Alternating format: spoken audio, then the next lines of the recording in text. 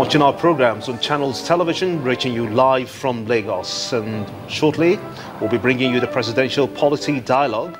It's the first plenary session at today's 21st Nigeria Economic Summit, which opened at the Transcorp Hilton Hotel, Abuja, Nigeria's Federal Capital Territory. The President, Muhammadu Buhari, was represented by his vice, Professor Yemi Osinbajo. We'll now take you straight to Abuja for the live proceedings.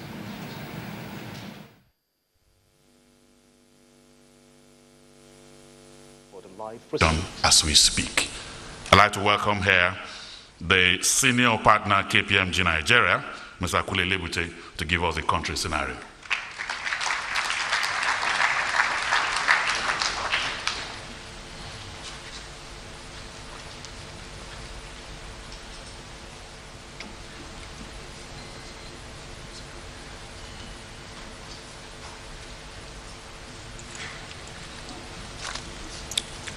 Your Excellency, Mr. Vice President, Your Excellency, governors here present, and other guests in the audience this morning.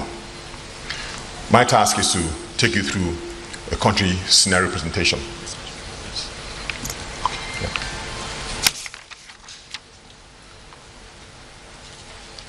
Can I have the slides, please?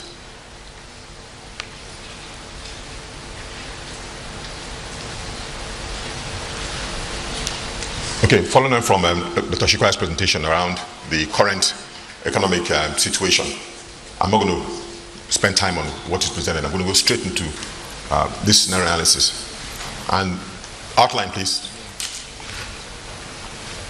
Yeah.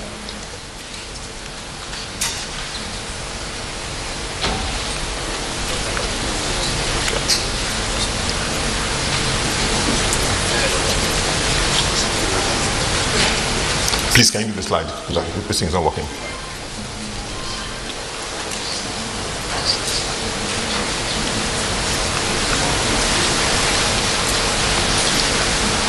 Yeah, okay. Right, why are we using scenario analysis? There are a number of reasons for why we want to use scenario analysis. The first one is to provide options for economic and social policy. Second reason is to select a scenario that will enable the country to recover from the current slowdown. As you heard from the earlier presenter, we're in a slowdown.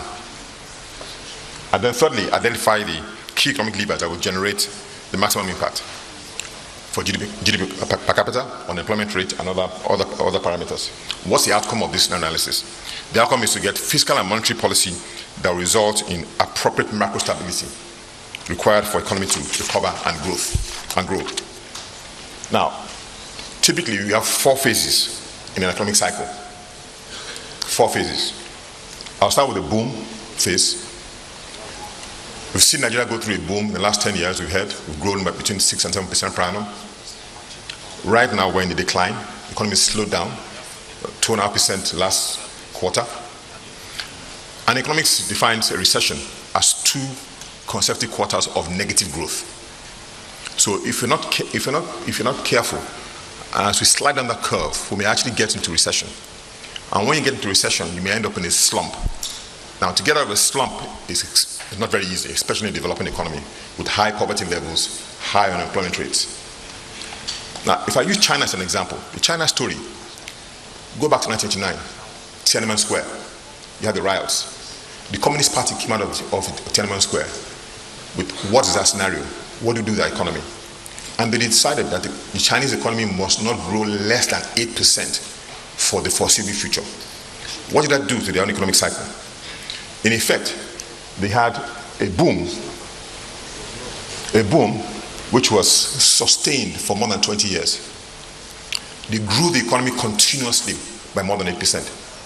I think it was in the last quarter of 2013 where for the very first time the Chinese economy slowed down. And it slowed down from 8% to 6%. And it slowed down further to 5%. But the economy has tripled in size in the last 20 years. They chose a scenario of driving growth on a sustainable basis, using export-led growth, using a managed exchange rate, and other policy instruments. So in our situation here, right now, we're in a slowdown. What are our policy options? What are the scenarios that we can begin to look at to determine how do we get out of the slowdown. The team that worked together on this then decided to use some quantitative objectives. We built a model.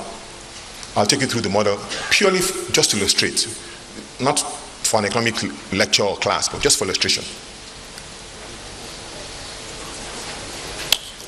In the framework has a number of inputs. It has inputs, has multipliers, and outputs. Inputs are things that are under our control, the things that we can influence. Tax to GDP ratio. How do we drive government revenue? How do we grow government revenue?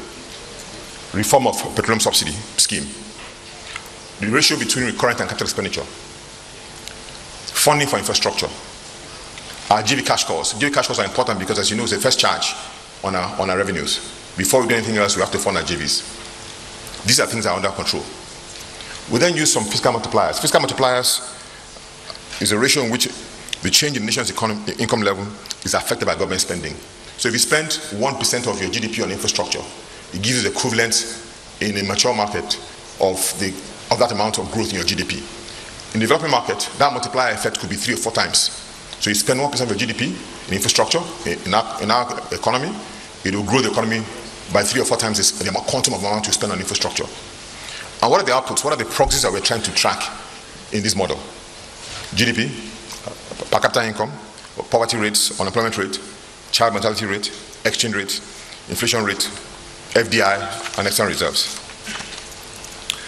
We then went and said, look, in this model, what are our assumptions? We had to put together some assumptions.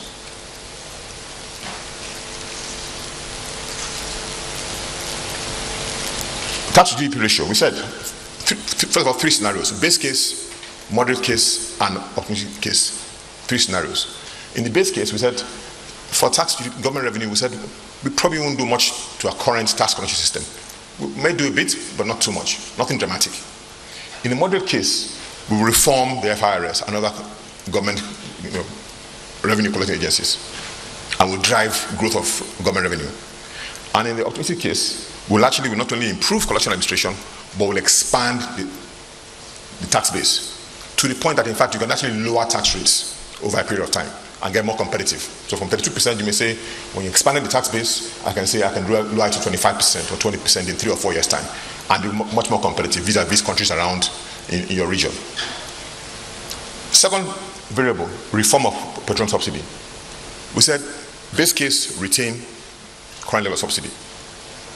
Moderate case, reform the subsidy scheme. We're trying to eliminate leakages, corruption, inefficiency in the entire system. And the last case scenario, optimistic scenario, we actually do total reform of the subsidy scheme. Absolute reform. We then looked at financing for infrastructure. This is important because infrastructure drives economic growth. It drives the growth of the economy. We then said, under base case scenario, we only fund infrastructure from fiscal allocations. As you know, the last 2 or 3 years, we've been doing 80% recurrent, 20% capital. And even that 20% capital, we've not been actually seen the impact on infrastructure. It's been negligible impact.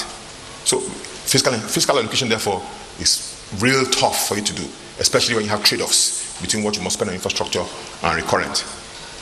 Moderate case, fiscal allocation and deficit financing.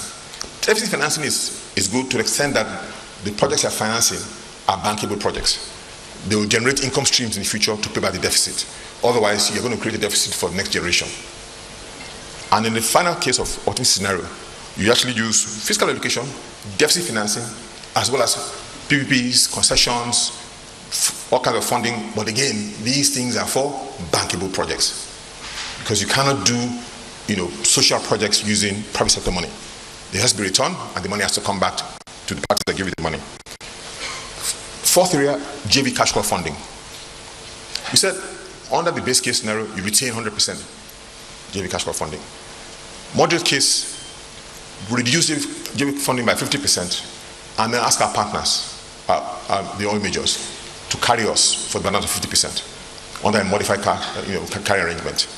And we've had those kind of scenarios in the past. 20 years ago, when we had this kind of cash crunch. For the scenarios of optimistic, we use alternative financing completely, such that the amount of money that we use for JV cash call will go straight to infrastructure.